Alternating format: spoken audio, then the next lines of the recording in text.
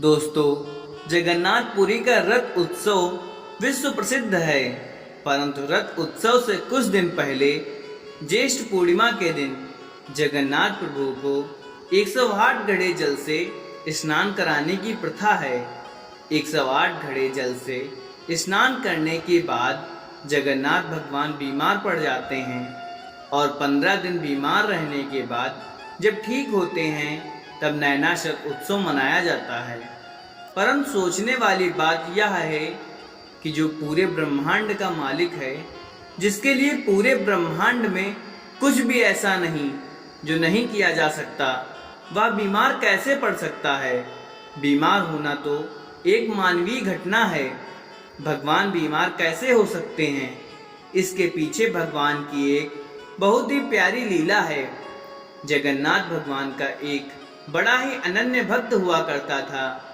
उसका नाम था माधव दास। जब माधव दास की पत्नी का देहांत हो गया तो वह पूरे समय भगवान जगन्नाथ की सेवा ही करता, मानो उसका पूरा जीवन उसके भगवान जगन्नाथ को लिख दिया हो।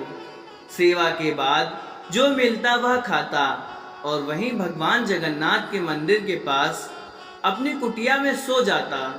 सालों बीते पर माधव दास किसी भी दिन भगवान की सेवा से नहीं चूकता। दिन तो बहुत ही बड़ी बात है, वह किसी क्षण भी भगवान की सेवा से नहीं छूटता। जब माधव दास बूढ़ा हो चला तब वह बीमार रहने लगा। लोगों ने उससे कहा, अब आराम किया करो, तुम बूढ़े हो गए हो और बीमार भी रहते हो। परंतु माधव दास किसी की नहीं सुनता, बस अपनी प्रभु सेवा में लगा रहता। एक बार की बात है, माधवदास बहुत बीमार हो गया। लोगों ने उससे कहा, वैद्य के पास जाओ, दवाई खाओ। परंतु माधवदास सबसे यही कहता, जिसके माथे पर हो जगन्नाथ का हाथ, उसे किस बात की चिंता, भगवान है ना, वह सब देख लेंगे। यही कहता और निरंतर अपनी प्रभु सेवा में लगा रहता। एक दिन वह अपनी कुटिया में बीमारी की वजह से बेहोश होकर भूमि पर गिर पड़ा। तब प्रभु जगन्नाथ प्रकट हुए आम मनुष्य भेष में। उन्होंने माधव दास को उठाकर चारपाई पर लिटाया, फिर उसके पास रहकर ऐसे माधव दास की सेवा करने लगे मानो एक माँ अपने नवजात शिशु की करती हो। माथे पर पट्टी देकर उसका ज्वर कम करना, उसे काढ़ा पिलाना। माधव दास बहुत ही कमजोर हो गए थे। उसकी सोचने समझने की शक्ति भी बहुत कम हो गई थी। धीरे धीरे जब माधव दास ठीक होने लगे तो एक दिन उन्होंने भगवान को पहचान लिया। पहचानते ही माधव दास प्रभु के सामने हाथ जोड़कर जोर जोर से रोने लगे। रोते हुए कहने लगे, प्रभु आप यह क्या कर रहे हैं, मैं आपका भक्त हूँ, मैं आपका दास हूँ, आप मेरी सेवा क्यों कर रहे हैं प्रभु। अपने भक्त के आंसू भगवान श्री हरि ने पोंछकर उन्हें अपने हृदय से लगा लिया। प्रभु के हृदय में लीन होकर फिर कौन सी आस और लालसा बाकी रह जाती है।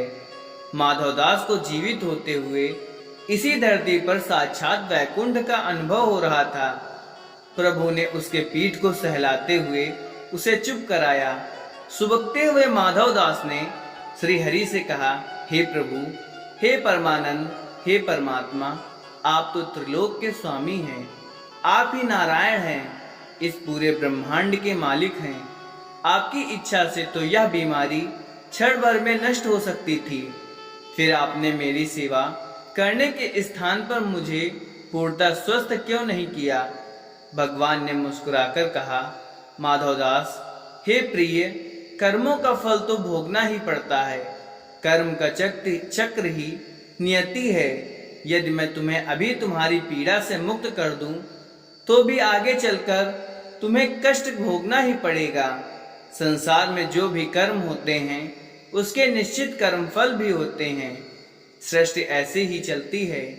फिर भगवान कहते हैं, तुम्हारे कर्मों के अनुसार ही मैंने तुम्हारी सेवा की है।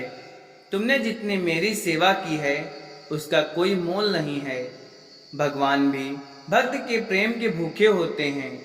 एक यही भाव भगवान को सबसे प्रिय है।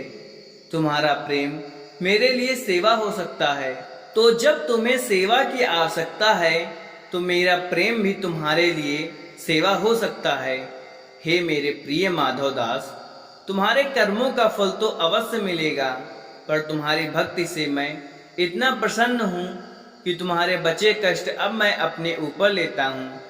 अब मैं तुम्हारी यह पीड़ा यहीं अंत करता हूँ। तुम्हारे 15 दिन का ज्वर जो शेष है वह मैं अपने ऊपर लेता हूँ और तुम्हें स्वस्थ शरीर प्रदान करता हूँ। भगवान के ऐसा कहते ही माधवदास स्वस्थ हो गए। उधर मंदिर में ज्येष्ठ पूर्णिमा के अवसर पर भगवान को 108 घड़े जल से नहलाया जा रहा था। नहलाने के उपरांत भगवान का विग्रह ज्वर से तपने लगा और 15 दिन तक तपता रहा। तब से मान्यता है कि जो भी भक्त की पीड़ा प्रभु हरते हैं, उन्हीं कारणों से वे 15 दिनों तक बीमार रहते हैं और इसका कलंक 108 घड़े जल को लगता है। धन्य है वो 108 घड़े एवं जल को प्रभु के लीला के अंग हैं। प्रभु की लीला अपरंपार है। दोस्तों, अगर वीडियो अच्छी लगी हो तो एक लाइक शेयर अवश्य करें। धन्यवाद।